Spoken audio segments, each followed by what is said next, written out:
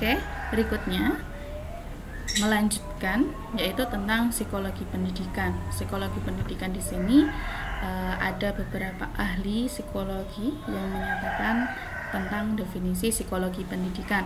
Yang pertama ada Berlow. Nah, Berlow ini sendiri menyatakan bahwa sebuah pengetahuan berdasarkan riset psikologis yang menyediakan serangkaian sumber-sumber untuk membantu dalam proses belajar mengajar yang lebih efektif. Nah, kemudian ada menurut Whittington.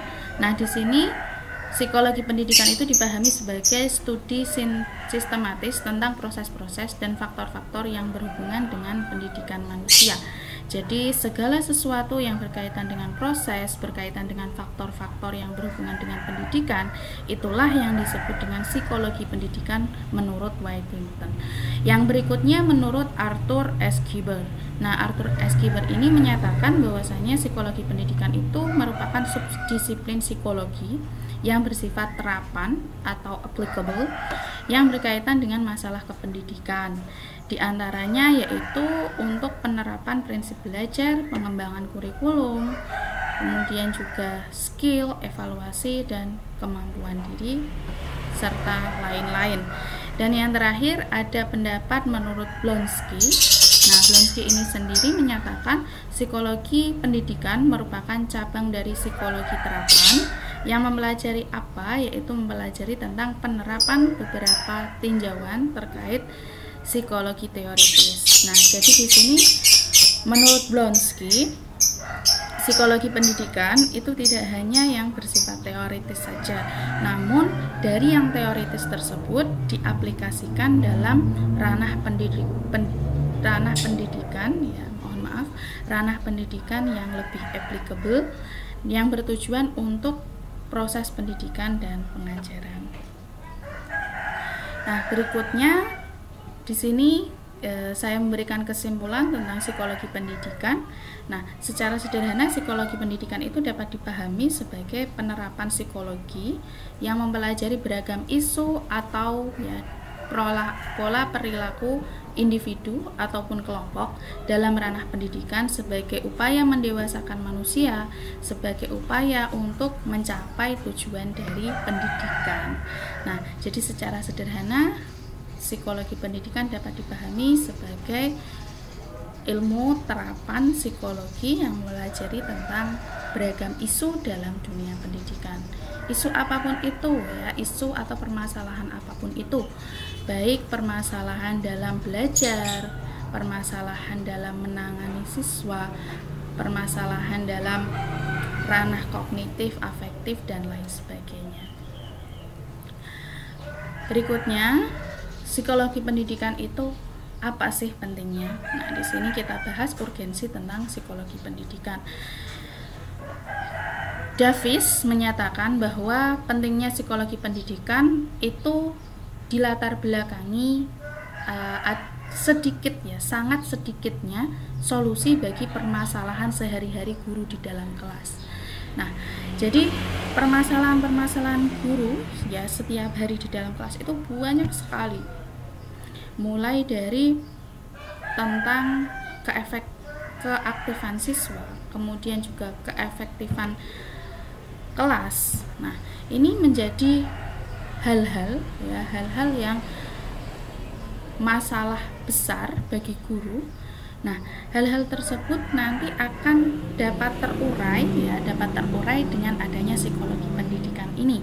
Misalkan, taruhlah contoh di dalam kelas ada siswa yang mengantuk atau tidak memiliki motivasi belajar. Nah, ini menjadi permasalahan tersendiri yang harus dipecahkan oleh guru. Maka dalam konteks ini, guru harus bisa menerapkan psikologi pendidikan, yaitu dengan cara apa? Melakukan pendekatan dengan siswa terkait, kemudian juga melakukan konseling.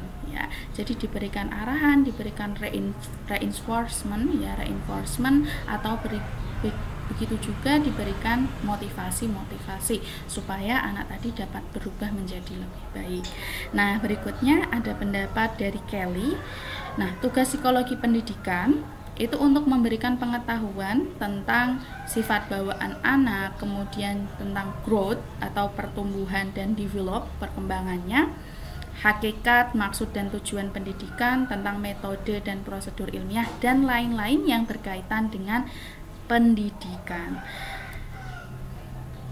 Oke, dari sini kita dapat mengambil kesimpulan, ya, karena setiap peserta didik itu unik dari segi jasmani, ya, atau fisik, kemudian motorik, perkembangan, intelijensi, karakter, dan lain sebagainya, sehingga guru memiliki PR, ya, untuk mampu memahami beragam kondisi tersebut dan memperlakukannya secara tepat.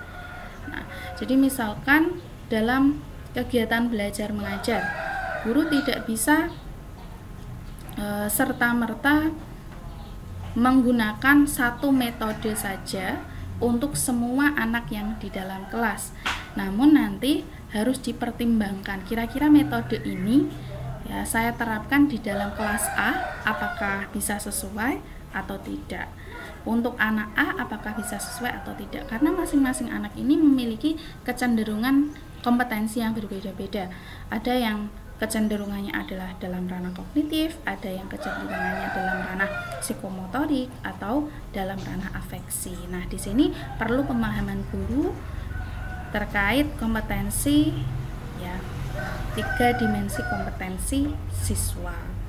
Berikutnya, psikologi bagi para guru ini penting. Nah, ini memperkuat dari statement sebelumnya, yaitu untuk apa? Menentukan metode, model, kemudian juga media, strategi pembelajaran, cara berinteraksi, pemberian reinforcement, ya, atau penguatan terhadap peserta didik yang dengan kondisi variatif tersebut, ya, dengan kondisi yang beragam. Bagaimana cara guru untuk memahami dan juga menerapkan beragam metode dalam pembelajaran.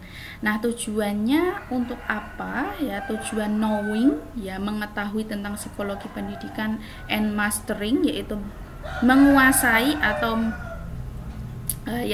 menguasai, mastering itu menguasai tentang psikologi pendidikan untuk terwujudnya pembelajaran yang memiliki daya guna dan hasil guna. Jadi pembelajaran itu dapat bermanfaat dan juga memberikan hasil. Tidak hanya pembelajaran sekedar transfer of knowledge, tapi juga transfer of attitude, ya, transfer perilaku, kemudian juga transfer of moral, ya, transfer of morality, transfer moralitas. Nah, berikutnya sangat penting juga kita mengetahui scope. Scope di sini maksudnya adalah ruang lingkup psikologi pendidikan. Ruang lingkup psikologi pendidikan dicetuskan oleh Barlow. Ini ada 3, ya, ada 3 ruang lingkupnya. Yang pertama adalah context of teaching learning, yang kedua yaitu process of teaching learning, yang ketiga adalah outcomes of teaching learning. Maksudnya apa? Nah, menurut Barlow, scope atau ruang lingkup psikologi pendidikan itu mencakup konteks, ya. Konteks di sini maksudnya situasi belajar mengajar. Nah, situasi belajar mengajar yang ada ini bagaimana? Apakah sudah baik atau memerlukan pembenahan?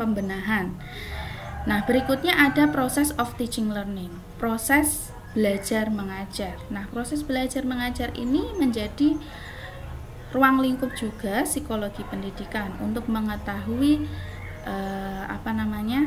respon siswa di dalam kelas, ya, itu proses belajar mengajar itu sendiri. Kemudian outcomes of teaching learning, yaitu ruang lingkupnya meliputi hasil dari belajar mengajar. Jadi tidak hanya berorientasi pada hasil, namun diawali dari situasi, yaitu melihat situasi proses belajar mengajarnya, ya.